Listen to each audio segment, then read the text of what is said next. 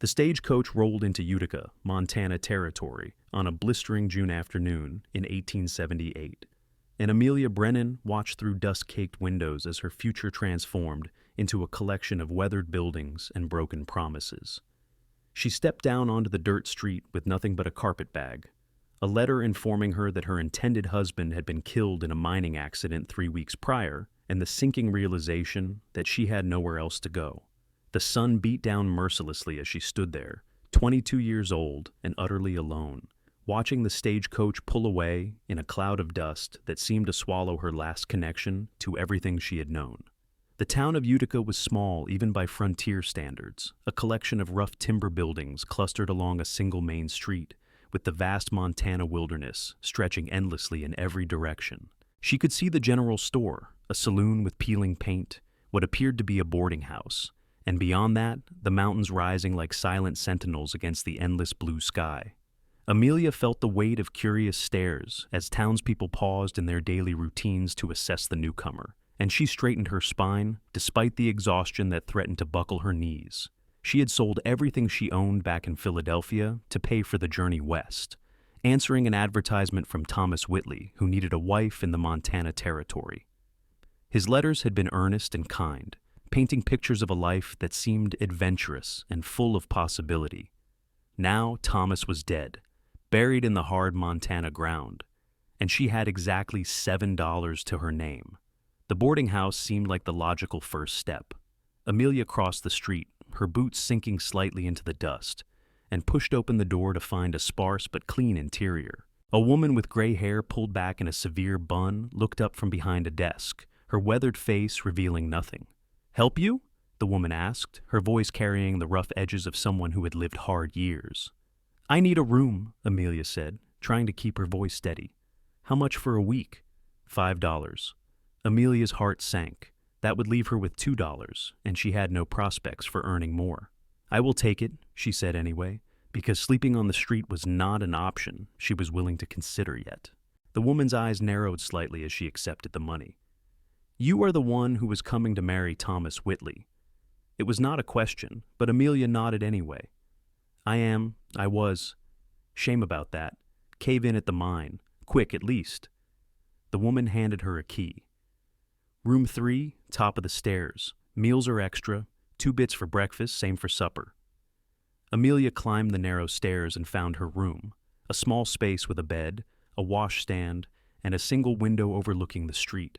She set down her carpetbag and sank onto the bed, allowing herself exactly 5 minutes to feel the full weight of her situation before she forced herself back to her feet. Despair was a luxury she could not afford. By the time she had washed her face and changed into her other dress, the afternoon was beginning to cool. Amelia went back downstairs and found the landlady sweeping the front porch. "Excuse me," Amelia said. "I need to find work. Who in town might be hiring?" The woman leaned on her broom and studied Amelia with sharp eyes. "What can you do?" "I can sew, cook, clean. I can read and write and do figures. I worked as a seamstress before I came west, and I helped my mother run a boarding house not unlike this one. The general store might need help. Miller, who runs it, has been complaining about needing someone to keep his books. His wife died last winter, and the place has gone to chaos." The woman pointed down the street. "That building there with the blue trim?"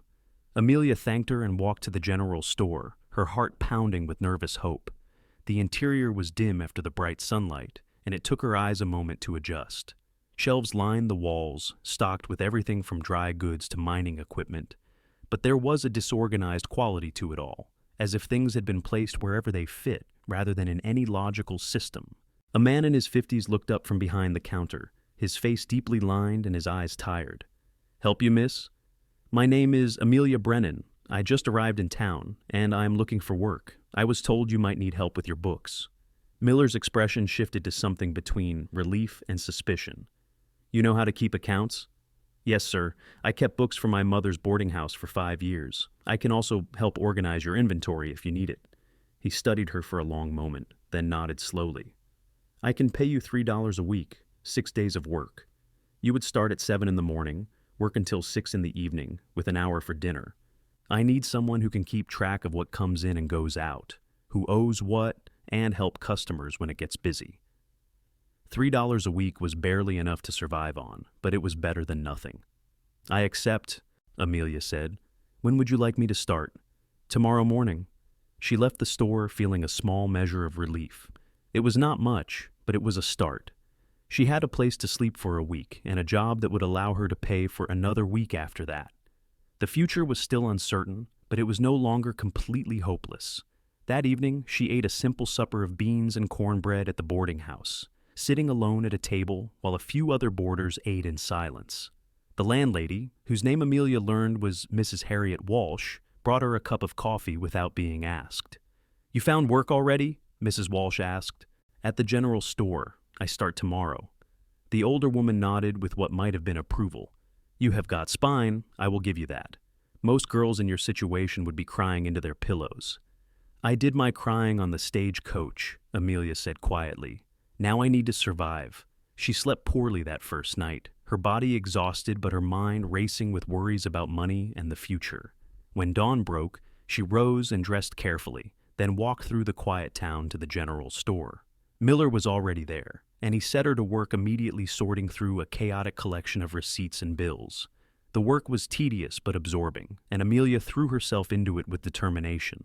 She spent the morning creating order out of chaos, organizing papers by date and type, making neat columns of figures in a ledger Miller provided. When customers came in, she helped them find what they needed, slowly learning where everything was kept. It was mid-afternoon when the cowboy walked in.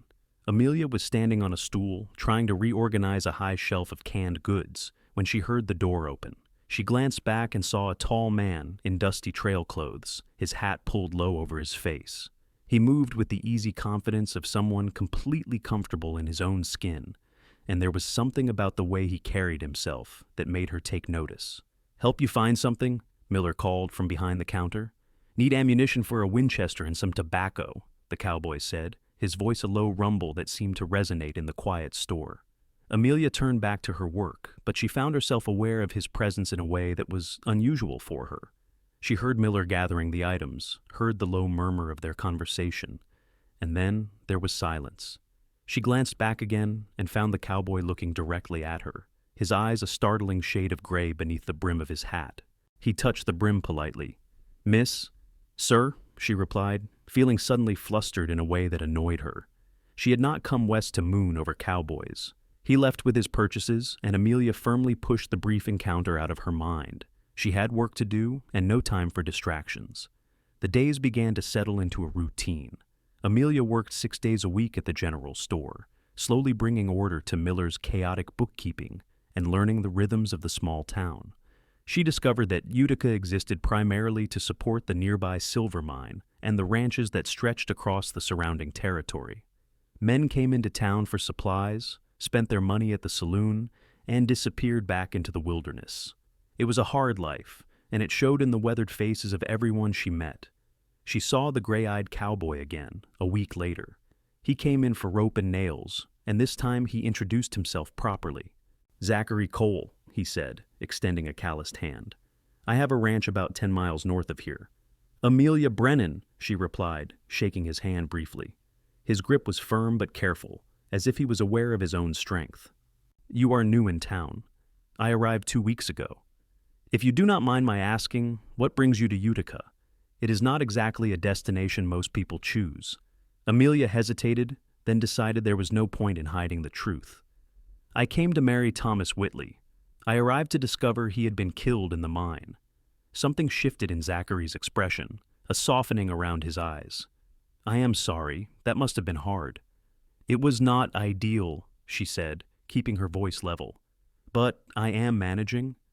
He nodded slowly, and she had the sense that he understood more than she had said. "If you need anything, my ranch is 10 miles north on the Creek Road. Anyone can give you directions."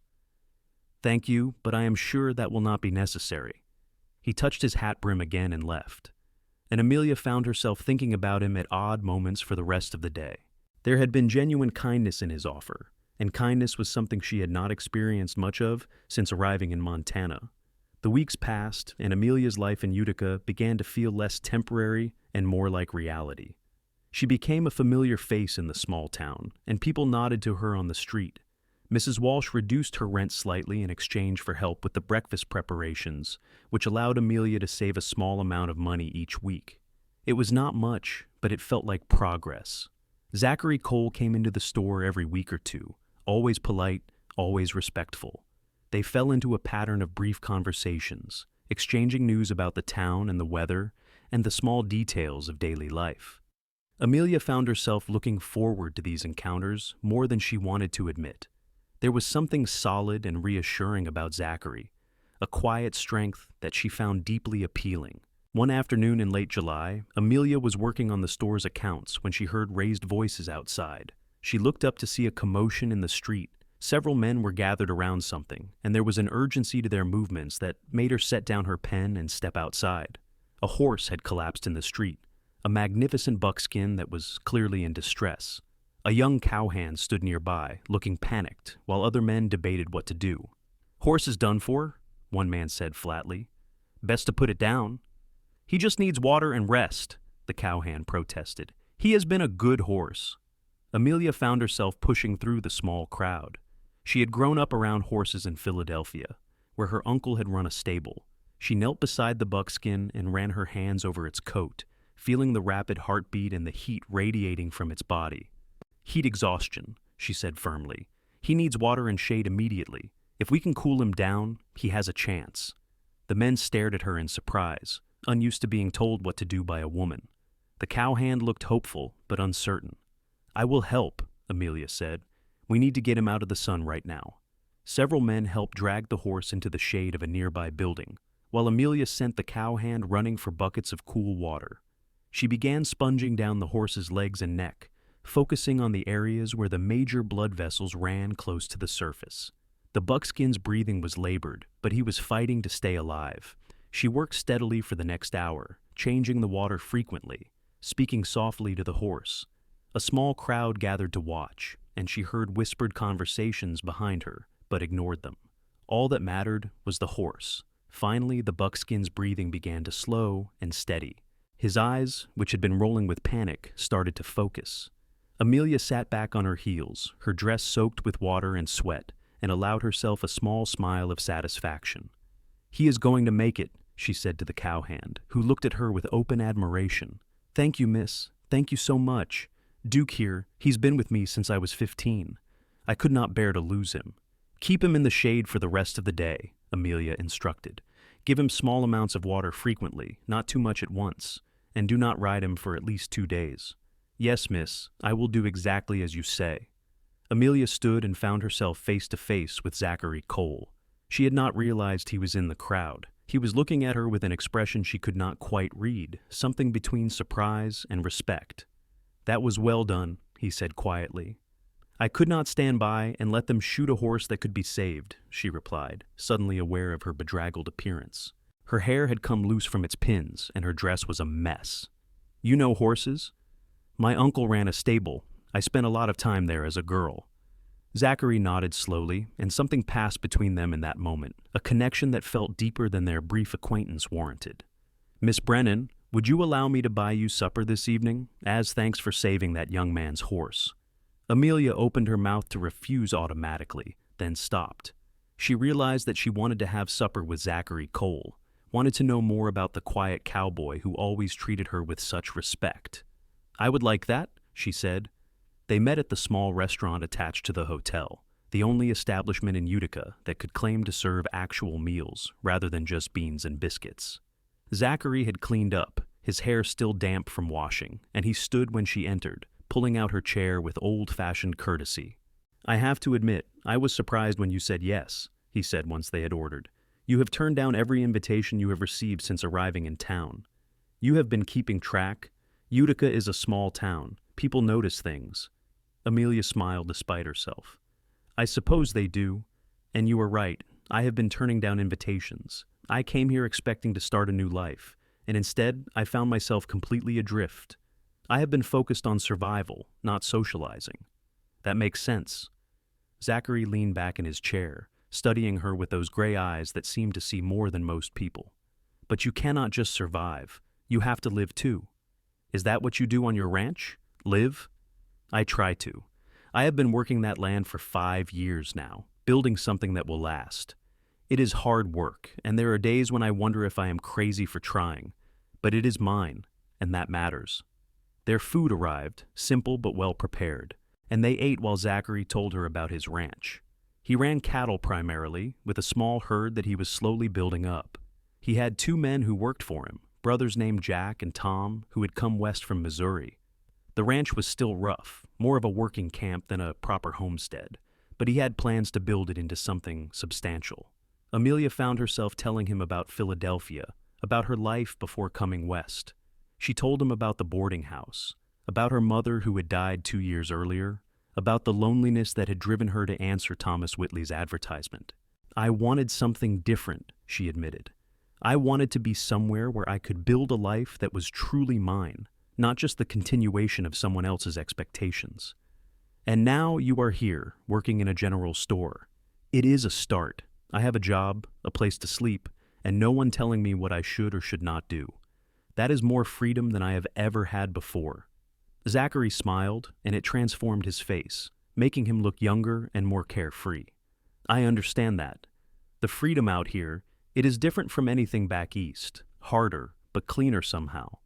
They talked until the restaurant began to close, and Zachary walked her back to the boarding house through streets that were finally cooling from the day's heat. At the door, he paused. I enjoyed this evening very much, Miss Brennan. Amelia, please, and I enjoyed it too. Would you allow me to call on you again? She looked at him, at the honest hope in his eyes, and felt something shift inside her chest. I would like that, Zachary. He smiled again, touched his hat brim, and disappeared into the night. Amelia climbed the stairs to her room, feeling lighter than she had in months, as if some burden she had been carrying had been set down, at least for a moment. Zachary began coming into town more frequently, always with some excuse about needing supplies or checking on business. But they both knew the real reason. He would stop by the general store, and they would talk while she worked. On Sundays, her one day off, he would arrive in his wagon and take her on drives through the surrounding countryside, showing her the vast beauty of the Montana territory. Amelia discovered that she genuinely enjoyed his company. Zachary was quiet but thoughtful, with a dry sense of humor that caught her by surprise. He listened when she talked, really listened, and he treated her as an equal rather than as a decoration or a burden. With him, she felt seen in a way she never had before. August arrived with scorching heat, and Amelia had been in Utica for 2 months. She had settled into her life there, no longer feeling like a temporary visitor, but like someone who belonged. Mrs. Walsh had become almost friendly. The customers at the store greeted her by name, and she had even been invited to a quilting circle, though she had politely declined. Her time with Zachary was what she looked forward to most, and she found herself thinking about him constantly. One Sunday afternoon, Zachary took her to see his ranch. They drove north from town, following a creek that cut through the prairie like a silver ribbon. The land was beautiful in its starkness, rolling grassland dotted with wild flowers and backed by distant mountains. The ranch was rougher than Amelia had imagined. The main building was a sturdy log structure, but it was clearly designed for function rather than comfort. There was a barn, a corral with several horses, and a bunkhouse where Zachary's hired men lived. Everything was well maintained but spare, the property of a man focused on building something rather than enjoying what he already had. It is not much, Zachary said, suddenly sounding uncertain, but it is honest work and honest land. It is wonderful, Amelia said sincerely. She could see the potential in the place, the way it could grow and become something substantial. You must be very proud of what you have built here. I am. He helped her down from the wagon and showed her around, introducing her to his men and pointing out the improvements he had made. His enthusiasm was infectious, and Amelia found herself caught up in his vision for the place. They sat on the porch of the main building, drinking cool water from the well, and watched the sun begin its descent toward the mountains. Amelia, Zachary said, his voice suddenly serious. I need to tell you something. She turned to look at him, her heart beating faster. There was something in his expression that made her breath catch. I did not expect to meet you. When you arrived in town, I thought you were just another person passing through. But these past few weeks, getting to know you, I have realized something. He paused, searching for words. You have become important to me. very important. Amelia felt warmth spread through her chest. You have become important to me, too. I am not a wealthy man. This ranch, it is all I have, and it is still more promise than reality. But I am a hard worker, and I am honest, and I would do everything in my power to make you happy. He took her hand, his calloused fingers gentle. I am saying this badly. What I mean is, I am falling in love with you, Amelia, and I would be honored if you would consider building a life with me here. The world seemed to pause, the only sound the wind rustling through the grass. Amelia looked at this man who had shown her nothing but kindness and respect, who had seen her at her lowest point, and never tried to take advantage of her vulnerability. She thought about the life he was offering, the partnership, and the possibility of genuine happiness. I am falling in love with you too, she said softly. But Zachary, I need to be honest with you. I have nothing to bring to a marriage, no dowry, no property, nothing but myself and the few clothes I own. It would not be a fair exchange. You think I care about that? Zachary said, his voice rough with emotion. Amelia, you are worth more than any dowry could ever be. You are brave and kind and strong, and you make me want to build something better, something worthy of you. Tears pricked at Amelia's eyes. I want to say yes, I want that more than anything. But I will not be a burden to you. I need to contribute, to be a true partner. You would not be a burden. You would be my wife, my partner in every sense of the word. They sat in silence for a long moment, hands linked, watching the sun paint the sky in shades of orange and gold. Finally, Amelia spoke. Then yes, I will marry you, Zachary Cole. He pulled her into his arms, and she felt the solid warmth of him, the steady beat of his heart against her cheek. It was different from what she had expected when she had agreed to marry Thomas Whitley, sight unseen. This was real and deep, and based on genuine affection rather than desperation and convenience. They were married 3 weeks later in a simple ceremony in Utica's small church. Mrs. Walsh stood up with Amelia, and Zachary's hired men served as witnesses. Amelia wore a new dress that she had made herself, pale blue calico that brought out the color of her eyes, and Zachary wore his best suit, looking almost uncomfortable in the formal clothing. The ceremony was brief, but when Zachary slipped the simple gold band onto her finger and kissed her for the first time as her husband, Amelia felt something settle deep inside her soul. This was right. This was where she was meant to be. They celebrated with a small dinner at the hotel restaurant, surrounded by the few friends they had made in town.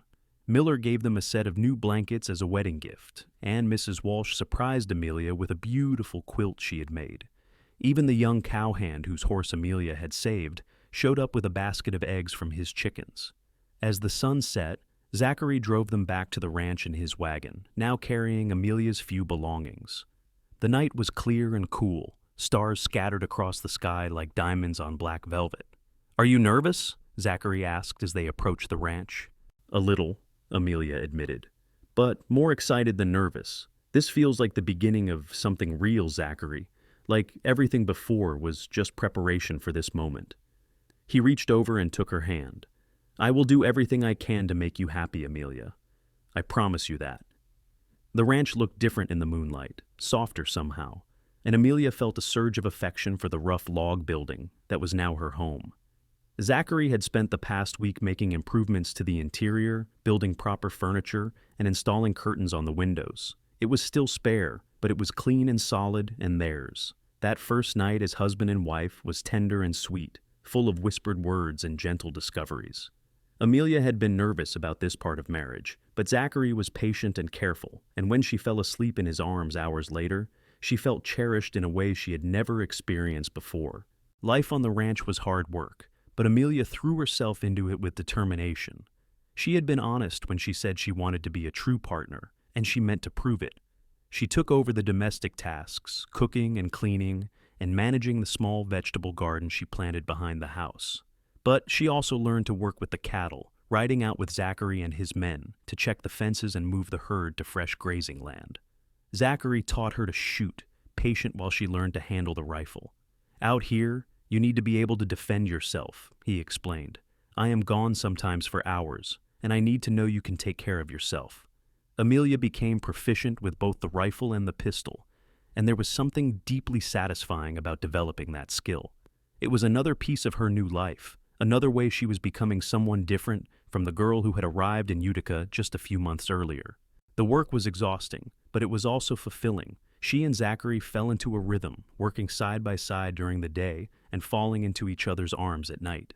They talked for hours about their plans for the ranch, about the improvements they wanted to make, about the future they were building together.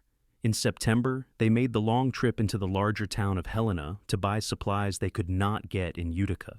It was Amelia's first time leaving the area since her arrival, and she was struck by how much she had changed. The frightened, desperate woman who had stepped off the stagecoach barely resembled the confident rancher's wife she had become. In Helena, Zachary insisted on buying her a new dress, something pretty that was not practical work clothing. They also bought lumber and hardware for the improvements Zachary wanted to make to the house, and Amelia selected seeds for next year's garden and fabric to make curtains and quilts. On the way home, their wagon loaded with supplies, Zachary reached over and took her hand. "Are you happy?" he asked. "Truly happy?" Amelia thought about the question seriously. Her life was harder physically than it had ever been.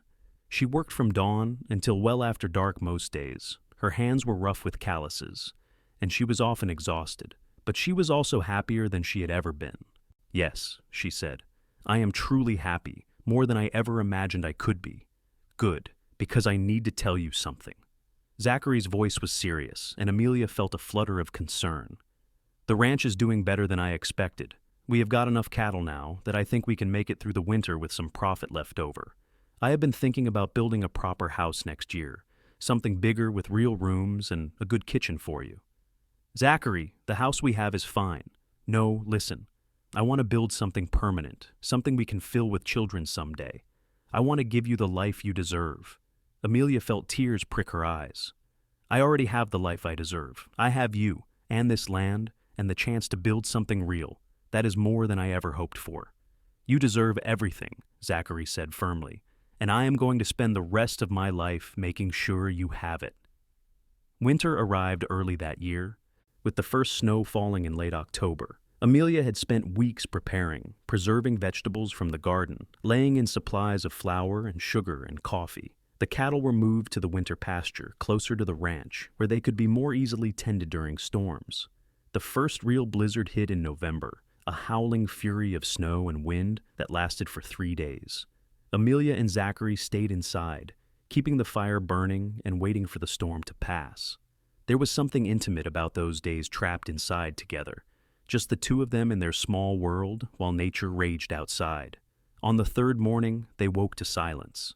The storm had passed, leaving behind a landscape transformed by snow. Everything was white and pristine, the world seeming to hold its breath. "We need to check on the cattle," Zachary said, already pulling on his heavy coat. "Make sure they weathered the storm." "I am coming with you," Amelia said, dressing quickly in her warmest clothes. They rode out together, following the familiar path to the winter pasture. The cattle had huddled together against the cold, and most seemed to have survived well. But as they circled the herd, Zachary suddenly pointed to tracks in the snow. "Wolves," he said grimly. "Big pack by the looks of it." They followed the tracks and found the evidence of a kill on the far side of the pasture. One of their young steers had been brought down during the night, and the wolves had made a meal of it. "We will need to keep closer watch," Zachary said. "Wolves are bold when they are hungry, and it has been a hard winter for them too." For the next several weeks, they took turns standing watch over the herd at night. It was cold, miserable work, but necessary. Amelia learned to spot the reflection of wolf eyes in the darkness, learned the sounds they made as they circled the herd. Several times she fired warning shots to scare them off, and once she actually had to shoot at a wolf that got too close, though she did not hit it.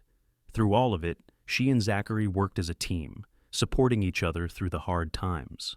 When Zachary was exhausted from long nights watching the herd, Amelia made sure he had hot food and a warm bed to return to. When Amelia was struggling with the isolation and the endless cold, Zachary held her and reminded her that spring would come eventually. Christmas arrived, and they celebrated quietly, just the two of them. Zachary gave Amelia a beautiful leather-bound journal, and she gave him a new saddle blanket she had woven herself. They ate roast chicken and potatoes, and Amelia made a cake with the precious sugar she had been hoarding. "This is the best Christmas I have ever had," Zachary said that evening as they sat by the fire. "How can you say that? We are trapped on a ranch in the middle of winter with wolves trying to eat our cattle. Because I am with you." He pulled her close, kissing her temple. "Everything is better with you, Amelia, even the hard things." She leaned into his warmth, feeling the truth of his words in her bones. "I love you," she said. "I do not think I ever really understood what that meant until I met you." "I love you too, more than I have words for." January brought even more snow, and the work became harder. One afternoon, Amelia was in the barn tending to the horses when she heard Zachary shout. She ran outside to find him struggling with a cow that had somehow gotten tangled in wire fencing. The animal was panicking, thrashing around and making the situation worse. Without thinking, Amelia grabbed the wire cutters and waded in, talking softly to the cow, while Zachary held her steady. The wire had cut into the cow's leg, and blood stained the snow. Amelia worked quickly, cutting away the wire while trying to avoid the cow's flailing hooves. Finally, the cow was free, and Zachary managed to calm her enough to examine the wounds. "We need to get her into the barn and treat these cuts," he said. "If they get infected, we could lose her." They spent the next hour carefully cleaning and bandaging the cow's leg, a difficult process with an animal that did not understand they were trying to help. By the time they finished, both of them were exhausted and covered in blood and dirt. "Good work," Zachary said, wrapping his arm around Amelia's shoulders as they walked back to the house. "You stayed calm and did what needed to be done. Not everyone could handle that." "I am a rancher's wife," Amelia said with a tired smile. "I have to handle whatever comes." That night, as they lay in bed, Zachary pulled her close. "I could not do this without you," he said quietly. "You know that, right? You have made all the difference." "We are partners," Amelia replied. "That is what we agreed to. It is more than that. You have made this place a home. You have made me whole in ways I did not know I was broken." Amelia felt tears slip down her cheeks. "You have done the same for me. When I arrived in Utica, I was lost and afraid. You gave me a reason to hope again." They held each other in the darkness, two people who had found each other against all odds and built something beautiful in the harsh Montana wilderness. February brought the first signs that winter might eventually end. The days grew imperceptibly longer, and there were occasional afternoons when the temperature rose above freezing. The wolves, having lost several pack members to Zachary's rifle, finally moved on to easier hunting grounds. One morning in early March, Amelia woke feeling nauseated. She barely made it outside before being sick, and when she came back in, Zachary was looking at her with concern. "Are you ill?" he asked. "I do not think so." Amelia counted back in her head and felt her breath catch. "Zachary, I think I might be expecting a child." His face went through a series of expressions, shock and joy and fear, before settling on something that looked like wonder. "A child? Are you sure?" "Not completely, but all the signs are there. We should know for certain in a few more weeks." Zachary pulled her into his arms, holding her like she was made of glass. "We are going to have a baby," he whispered. "We are going to be parents." The confirmation came a few weeks later, and with it came a shift in how Zachary treated Amelia. He became even more protective, insisting she not work too hard, worrying constantly about her health. Amelia found it both touching and frustrating. "I am pregnant, not dying," she said one afternoon when he tried to stop her from carrying a bucket of water. "Women have been doing ranch work while expecting for generations. But I do not want you to risk yourself or the baby. I will not. But I also will not spend the next 6 months sitting in a chair doing nothing. I will be careful, but I will not be helpless." They compromised, with Amelia continuing to do most of her regular work, but allowing Zachary to take over the heavier tasks. She found that she actually enjoyed being pregnant, even with the morning sickness and the fatigue. There was something profound about carrying a life inside her, about knowing she and Zachary had created something together. Spring arrived in earnest in April, and with it came an explosion of life. The prairie turned green, wildflowers bloomed in carpets of color, and the cattle grew fat on the new grass. Zachary's men returned from their winter quarters in town, and the ranch became busy with the work of spring branding and moving the herd to the summer pastures. Amelia spent her days preparing for the baby's arrival, sewing tiny clothes and gathering supplies. Mrs. Walsh sent a package with several practical items and a sweet note congratulating them. Even Miller from the general store sent a gift, a beautiful wooden cradle that one of his customers had made. In June, exactly 1 year after Amelia had arrived in Utica, she gave birth to a son. The labor was long and difficult, with only Zachary and a midwife from town to help her. But when she finally held her baby in her arms, looked down at his tiny, perfect face, she felt a love so fierce it almost frightened her. "He is beautiful," Zachary said, his voice rough with emotion as he looked at his son. "He is perfect, Amelia." "We should name him after your father," Amelia suggested, but Zachary shook his head. "No, this is a new beginning, a new life. I want him to have his own name, not carry the weight of the past." He thought for a moment. "What about Samuel? It means heard by God, and I think our prayers were certainly heard." "Samuel Cole," Amelia said, testing the name. "I like it. Welcome to the world, Samuel." The months that followed were exhausting, but joyful. Samuel was a healthy baby, with a strong cry and his father's gray eyes. Amelia discovered that she loved being a mother, loved watching her son grow and change. Zachary was a devoted father, taking turns walking Samuel when he fussed at night, making silly faces to get him to smile, holding him with infinite gentleness despite his rough cowboy hands.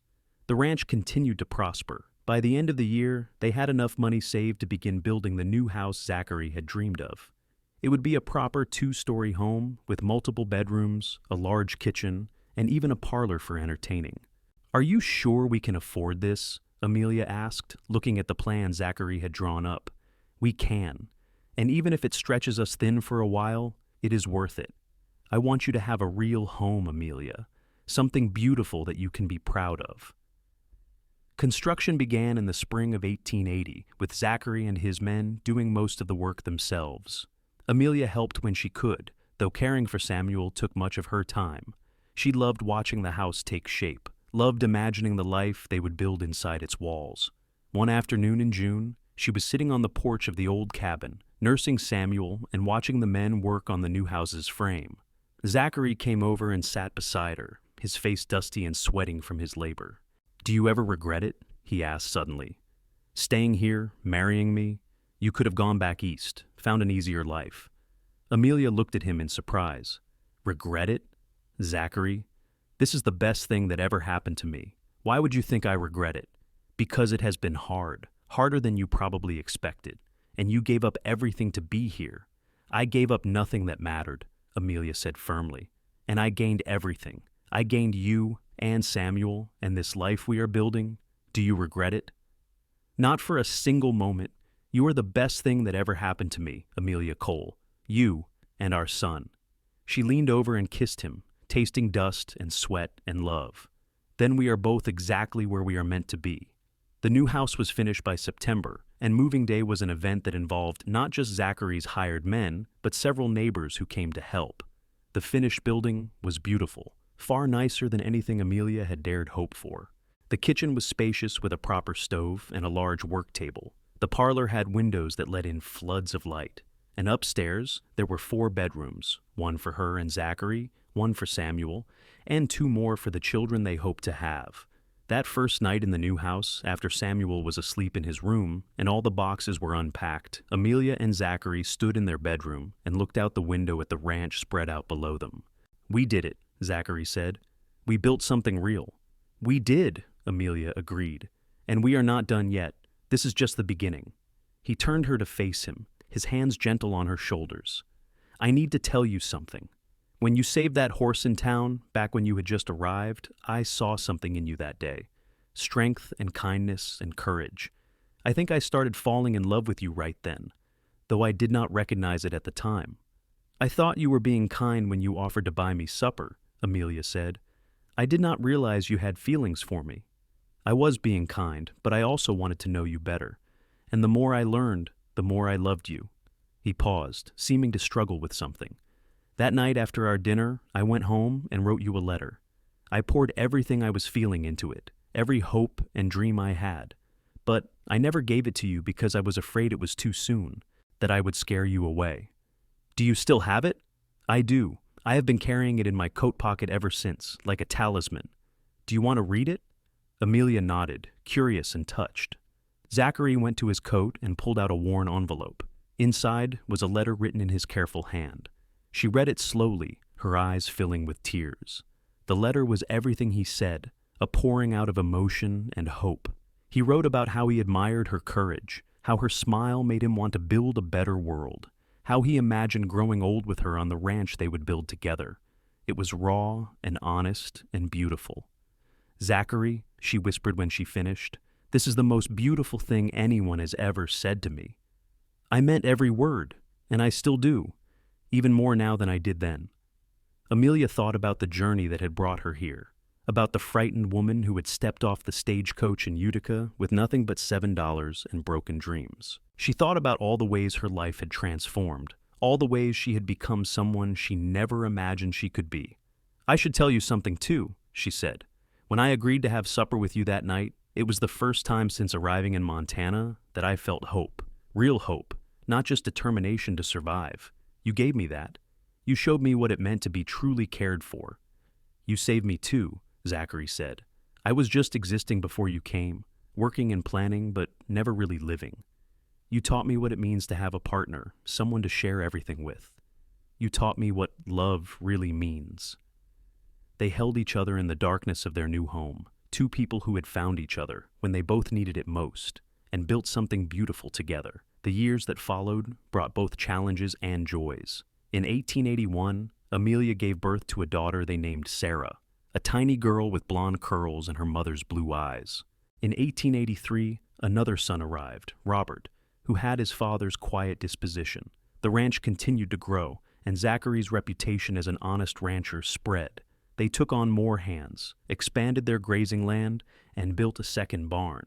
But it was not always easy. There was a drought in 1884 that killed half their herd, and they had to take out a loan to survive.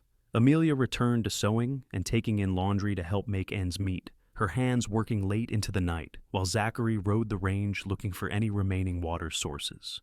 "We are going to lose everything," Zachary said one night, his voice heavy with despair. "We are not," Amelia said firmly. "We have survived worse. We will survive this too." She was right. The rains finally came in the fall, and they managed to keep enough breeding stock to rebuild. It took 2 years of hard work and careful management. But by 1886, the ranch was thriving again. Through all of it, their love remained constant. They still talked for hours like they had in the early days, still found joy in each other's company. Zachary never forgot to tell Amelia he loved her, never took her for granted, and Amelia continued to be his partner in every sense, working beside him, supporting him, challenging him to be better. One evening in the summer of 1887, they sat on the porch of their house watching their children play in the yard. Samuel was 8 now, responsible and serious like his father. Sarah was 6, full of laughter and mischief. Robert was 4, still a baby in many ways, but growing more independent every day. "Do you remember when we first sat on a porch together?" Zachary asked. "At the old cabin, before we were married." "Of course I remember. You told me you were falling in love with me, and I thought my heart was going to pound right out of my chest." "Mine too." He reached over and took her hand, his thumb tracing the calluses on her palm. "We have been married almost 8 years now, and I love you more now than I did then. I did not think that was possible, but it is true." "I love you more too," Amelia said softly. "You have given me the life I always wanted but never thought I could have. A real home, children, a partnership that means something. You gave me the same thing. You took a lonely cowboy with a struggling ranch and showed him what it means to have a family." They sat in comfortable silence for a while, watching the sun paint the sky in shades of orange and pink. Finally, Amelia spoke. "Do you remember that day in town when I saved that horse? The young cowhand tried to pay me, but I told him he did not owe me anything. I remember, and he said if he did not owe you, then he wanted what he was giving to be a gift." Amelia smiled. "That is how I feel about us. You have given me so much, and when I try to thank you or repay you, you always say I do not owe you anything. So I want you to know that everything I give you, everything I do for you and our family, it is a gift, freely given because I love you."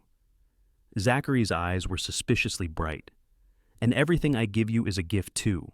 You do not owe me anything, Amelia. You never have. Every moment with you is a gift I never expected to receive." He pulled her close, and they sat together watching their children and their ranch and the life they had built. It had not been easy, and Amelia knew there would be more challenges ahead. But she also knew that as long as they faced them together, they could overcome anything. The years continued to pass, bringing their share of both joy and sorrow. In 1889, they nearly lost Samuel to pneumonia, spending terrifying weeks nursing him back to health. In 1891, Zachary's hired hand, Tom, was killed when his horse threw him, a stark reminder of how dangerous frontier life could be. But there were good times, too. Sarah grew into a beautiful and intelligent young woman who loved working with the horses. Robert showed an aptitude for business and began helping his father with the ranch's accounts. In 1892, Amelia gave birth to their fourth child, a daughter they named Grace. She arrived unexpectedly early on a cold February morning, and for a few frightening hours, Amelia's life hung in the balance.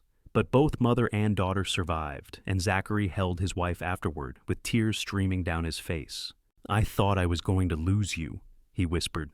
"I could not bear it if I lost you." "You are not getting rid of me that easily," Amelia said, though her voice was weak. "We still have too much to do together." As the children grew older, the ranch required less of Amelia's constant attention, and she began to involve herself more in the Utica community. She started a lending library in the back room of the general store, collecting books and encouraging literacy. She also worked with other ranch wives to establish a school, hiring a teacher, and providing a building on their land. Zachary supported all of her efforts, proud of the difference she was making. "You are amazing," he told her one day after she had successfully argued for funding for the school at a town meeting.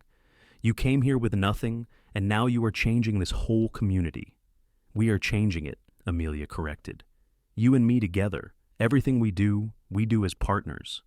In 1895, Samuel turned 16 and announced he wanted to go to college in Helena to study engineering.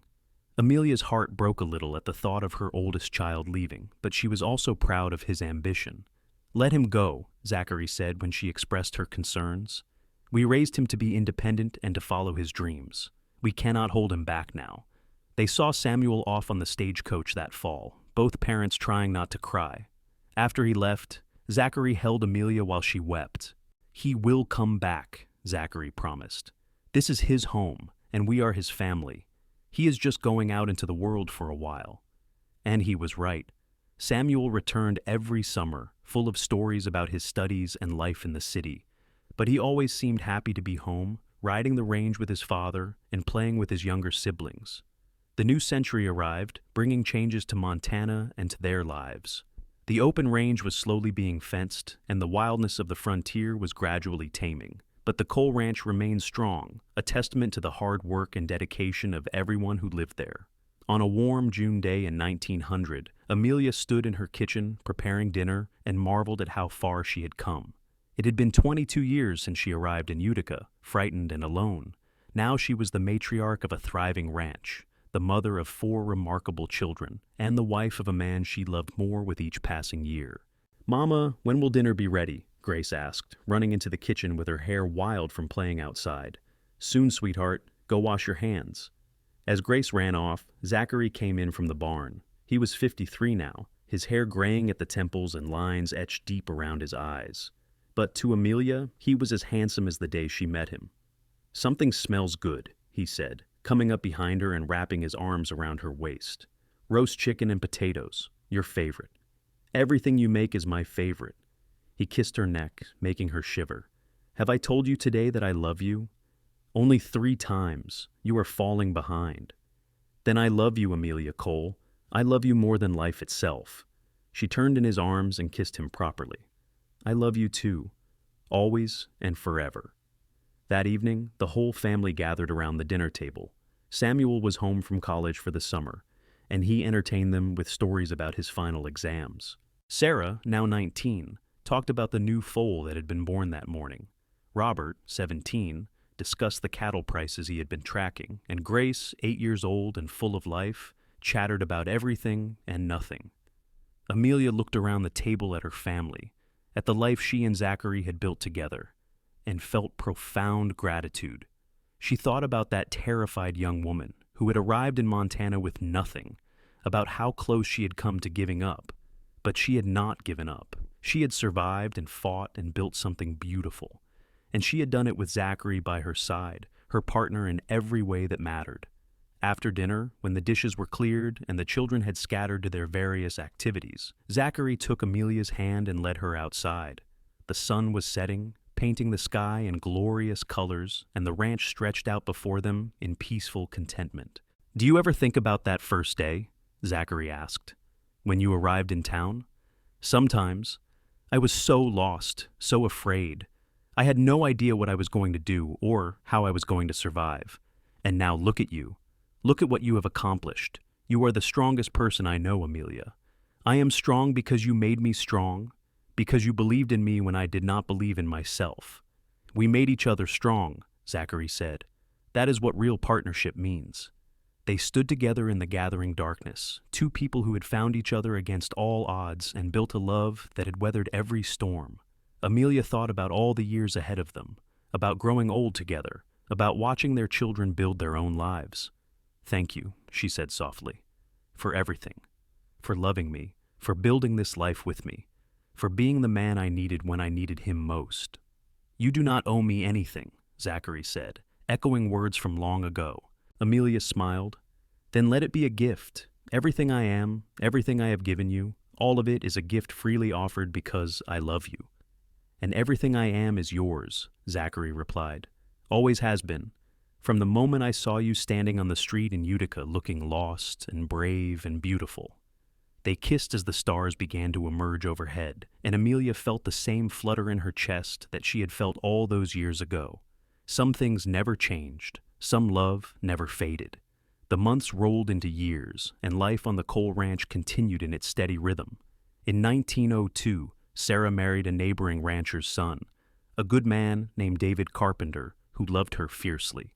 The wedding was held at the ranch, with half the territory in attendance. Amelia cried happy tears as she watched her daughter become a wife, remembering her own wedding day all those years ago. Samuel graduated from college and surprised everyone by deciding to return to the ranch permanently. "I thought I wanted to build bridges and railways," he told his parents, "but what I really want is to build on what you have created here. If you will have me, I would like to make this ranch my life's work." Zachary and Amelia were thrilled. They began the process of teaching Samuel the full business of ranching, preparing him to eventually take over when they were too old to manage it themselves. Robert, meanwhile, showed no interest in ranching. He had inherited his mother's love of books and learning, and in 1903 he left for college in Denver to study law. Amelia was proud of him for following his own path, even if it meant he would not be taking over the ranch. Only Grace remained at home, still young and full of dreams. She loved the ranch, but also talked about becoming a teacher, like the woman who ran the school Amelia had helped establish. "You can be anything you want," Amelia told her daughter. "The world is opening up for women. You have choices I never had." "But you chose this," Grace pointed out. "You chose Papa and the ranch and this life. And you are happy, are not you?" "I am, happier than I ever imagined possible." In 1905, Sarah gave birth to a daughter, making Amelia and Zachary grandparents for the first time. Holding her granddaughter in her arms, Amelia felt the circle of life complete itself in a profound way. She was no longer just a wife and mother, but a grandmother, a matriarch with a legacy extending into the future. Zachary was equally moved. "We built this," he said, looking at his granddaughter's tiny face. "Not just a ranch, but a family. A legacy." "We did," Amelia agreed. "Together?" They were in their 50s now, still strong, but beginning to feel the weight of years. There were more aches and pains than there used to be, more gray hair and laugh lines. But they were still partners, still best friends, still deeply in love. One summer evening in 1908, 30 years after they first met, they sat on the porch of their home and watched the sunset. It was a ritual they had maintained throughout their marriage, these quiet moments together at the end of the day. "Do you remember what you said to me that first time I took you to the ranch?" Zachary asked. "Before we were married?" "I said a lot of things that day. You said you could see the potential in this place, that you could see what it could become." "And I was right," Amelia said, looking out at the prosperous ranch. "It became everything we dreamed it would be. You were right about a lot of things. You were right that we could be partners, that we could build something together. You were right that love could grow between us." He took her hand, his fingers still strong, despite the arthritis beginning to affect them. "You made me believe in possibilities I never thought could be real." We made each other believe, Amelia said. That is what love does. It makes us brave enough to dream. They sat in comfortable silence, hands linked, watching as the sky turned from gold to pink to purple. 3 decades of marriage, 4 children, 1 grandchild with more surely to come. A ranch that stretched across thousands of acres. It was more than either of them had dared hope for that day in 1878, when a desperate woman and a lonely cowboy had first spoken in a general store. If you could go back, Zachary said suddenly, back to that day you arrived in Utica, if you could tell that frightened young woman what was going to happen, what would you say? Amelia thought about it carefully. I would tell her to be brave, that the hardest times would pass and something beautiful was waiting on the other side. I would tell her that she was stronger than she knew and that she was going to find love in the most unexpected place. She squeezed his hand. What would you tell your younger self? I would tell him to trust his heart, that when he met a woman with kind eyes and a brave spirit, he should not hesitate.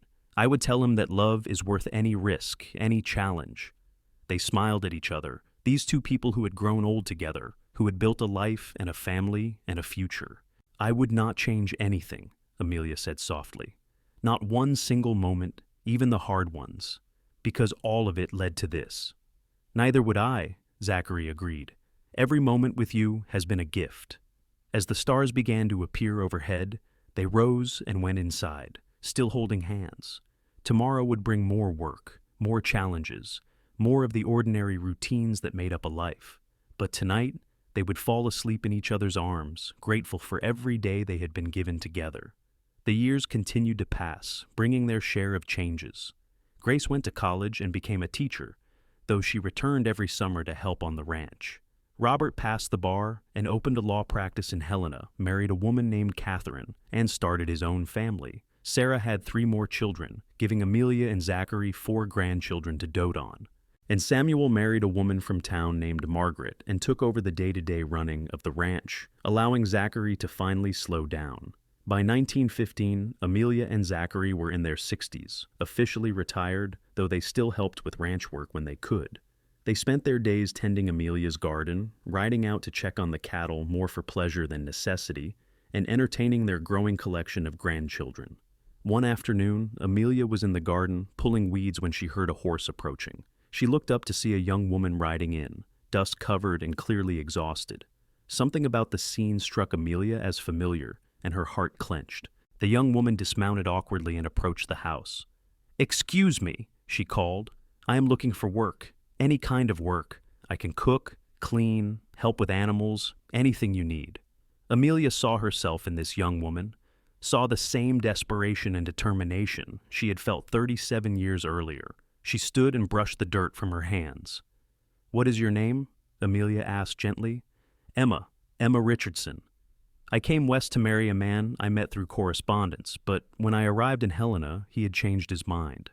I spent the last of my money getting here, and I have nowhere else to go." The young woman's voice cracked slightly. "I know I must sound pathetic, but I am a hard worker, and I promise I will earn whatever you pay me." Amelia felt tears prick her eyes. She saw the same despair she had felt, the same desperate courage. "You are not pathetic. You are brave. Come inside and have something to eat. We can talk about work after you have rested." She led Emma into the house and set about preparing food while the young woman told her story. It was so similar to Amelia's own journey that it felt like looking into a mirror across time. Zachary came in while they were talking and listened quietly.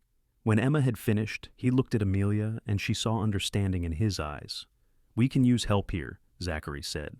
"My daughter-in-law just had twins, and she could use someone to help with the housework and the other children. If you are interested, we can offer you room and board plus $3 a week to start."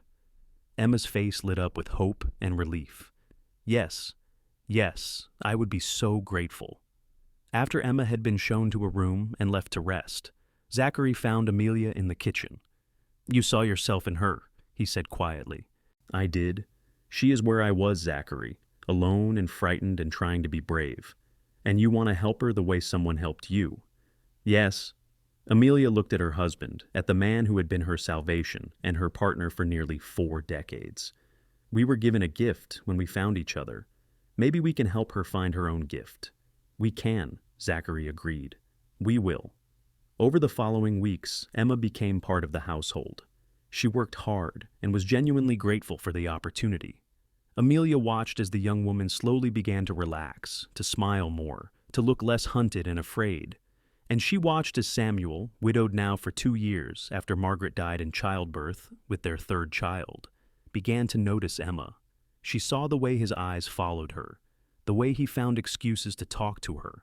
She saw the same tentative hope in both their faces, and remembered what it felt like to fall in love against all odds. One evening, Samuel came to his parents looking nervous. "I need your advice," he said, "about Emma." "You care for her," Amelia said gently. It was not a question. "I do, very much. But I do not know if it is too soon after Margaret, or if Emma would even be interested. I have 3 children and a ranch to run. I am not exactly an ideal prospect." "You are a good man with a good heart," Zachary said. "That makes you an excellent prospect, and from what I have seen, Emma cares for you too." "Really?" Samuel looked hopeful and young, despite being 36 years old. "Really," Amelia confirmed. "Talk to her, Samuel. Be honest about your feelings. You might be surprised by what happens." Samuel did talk to Emma, and Amelia was proven right. The young woman had developed feelings for Samuel, but had been afraid to show them, worried she would be taking advantage of the family's kindness.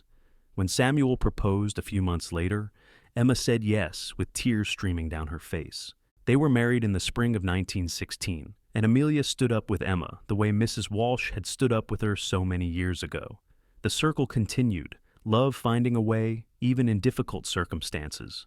That night, after the wedding celebration, Amelia and Zachary lay in bed talking quietly. "We helped make that happen," Zachary said. "We gave Emma a chance, and now she has found love and a family." "Just like you gave me a chance," Amelia replied. "You saw me when I was lost and alone, and you offered me hope." "We found each other," Zachary corrected. "And we built something beautiful, just like Samuel and Emma will build something beautiful." Amelia rolled over to face him, studying the dear, familiar face she had loved for so long. He was 66 now, his hair completely gray, his face deeply lined, but his eyes were still the same clear gray, still looking at her with the same love and devotion they had held since the beginning. "I love you," she said. "I have loved you for 38 years, and I will love you for whatever time we have left." "I love you too," Zachary replied. "You are the best thing that ever happened to me, Amelia Cole. You always have been." They held each other in the darkness, 2 people who had found each other when they both needed it most and built a love that had lasted a lifetime. The years continued to pass more quickly now, as years do when you get older.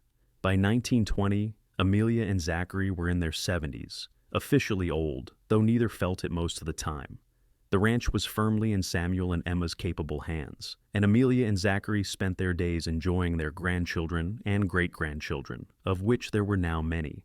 Zachary's health began to decline in 1921. Nothing dramatic, just a slow fading, as his body finally began to wear out after so many years of hard physical labor. Amelia nursed him devotedly, and he remained cheerful despite the limitations. "I have had a good life," he told her one afternoon, as they sat together in the garden she still tended. "A long life with the woman I love. Not everyone gets that." "We are not done yet," Amelia said fiercely. "We still have time." "We do," Zachary agreed, "and I intend to make the most of every moment." He rallied that summer, gaining strength and seeming more like himself. They celebrated their 43rd wedding anniversary in August. Surrounded by their children and grandchildren and great-grandchildren, it was a joyful day full of laughter and love. But in September, Zachary took a turn for the worse. His breathing became labored, and he was confined to bed. The doctor came and said what Amelia already knew, that there was nothing to be done. Zachary was simply old, and his body was shutting down. The family gathered, everyone wanting to say goodbye to the man who had built the ranch and the family with his own hands.